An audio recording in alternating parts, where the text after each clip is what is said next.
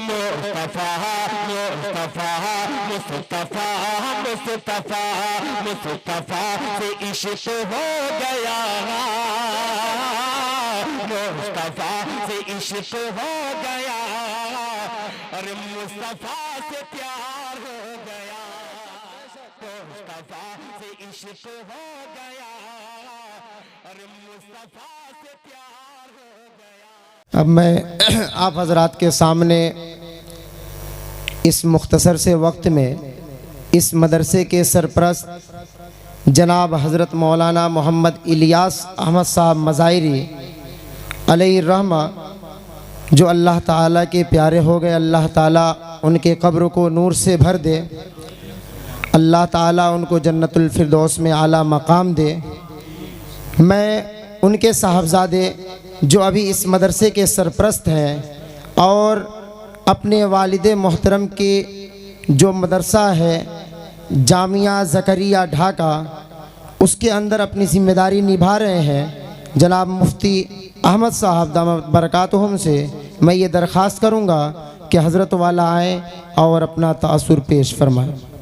बिस्मिल्लाहिर्रहमानिर्रहीम नहमदुहु व नसल्ली अला रसूलिहिल करीम, अम्मा बाद, अऊज़ु बिल्लाहि मिनश शैतानिर रजीम, बिस्मिल्लाहिर्रहमानिर्रहीम, इन्ना नहनु नज़्ज़लना ज़िक्र व इन्ना लहु लहाफ़िज़ून, सदक़ल्लाहुल अज़ीम। क़ाल नबी सल्लल्लाहु अलैहि वसल्लम, इन्नमल अमालु बिन्नियात, औ कमा क़ाल अलैहिस्सलातु वस्सलाम।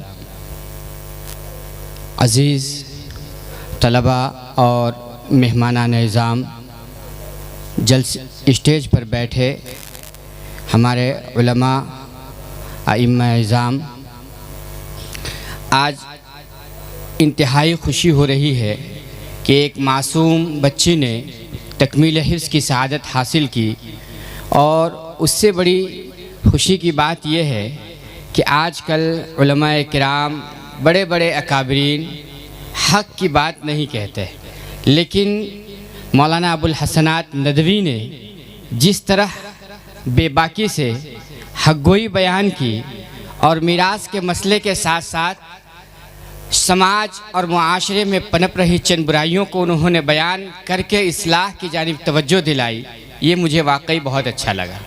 और अगर इस तरीके से ही हम उलमा और अइम्मा अपने ख़िताब में, मसाजिद में, बयानात में लिखी हुई बातों के अलावा मुआशरे में पनप रही बुराइयों और मुआशरे में जन्म ले रही बुराइयों को पर तवज्जो दिलाएंगे तो इंशाअल्लाह अज़ीज़ उसकी इस्लाह भी होगी।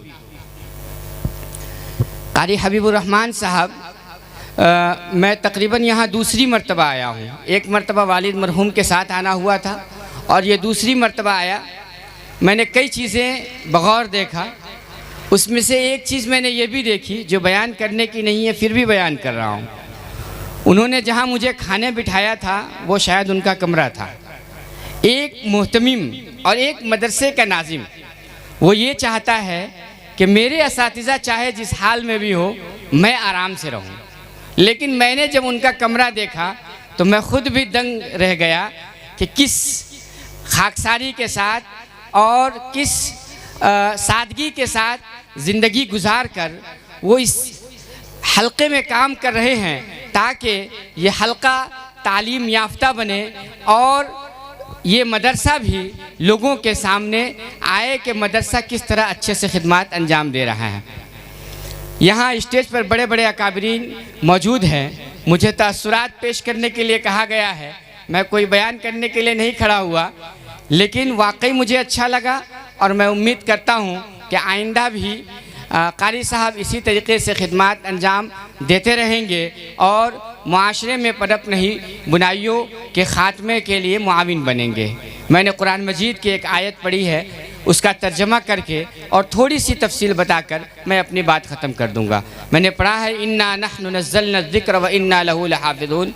कुरान मजीद एक ऐसी किताब है जिसके मुअजिज़े के लिए और करामत बताने की ज़रूरत नहीं है। वो अभी आपने सामने मुशाहदा किया जब छोटी सी बच्ची ने पूरे 30 पारों को अपने दिल में महफूज कर लिया और उसने हाफिज़ का लक़ब ले लिया, हाफिज़ा का। तो कुरान मजीद मैंने जो आयत पढ़ी है उसका माना ये है कि हमने इसको नाजिल किया है और हम ही इसकी हिफाजत करने वाले हैं। 1400 साल पहले से कई किताबें आई, कई आसमानी किताबें भी आई, लेकिन कोई आदमी ये नहीं कह सकता कि मैं लफ्ज़ बलफ्ज़ सुना दूंगा बग़ैर भूले हुए, और वो बग़ैर एराब के, बग़ैर ज़बर ज़ेर के। लेकिन कुरान मजीद की खुसूसियत है और ये उसकी फजीलत है, उसका मौजज़ा है कि मासूम बच्चों के दिलों में पूरा 30 पारा महफूज हो जाता है, बल्कि बच्चा ये भी नहीं जानता कि अल्हम्दुलिल्लाह रब्बिल आलमीन के मानी क्या हैं, फिर भी उसके दिल में महफूज हो जाता है। और ये कुरान मजीद का मुअज्जिज़ा होने के लिए काफ़ी है। इसलिए हम अपने बच्चों को दीनी तालीम दिलाएं। हमने सोच रखा है कि दीनी तालीम में कुछ नहीं रखा, नहीं।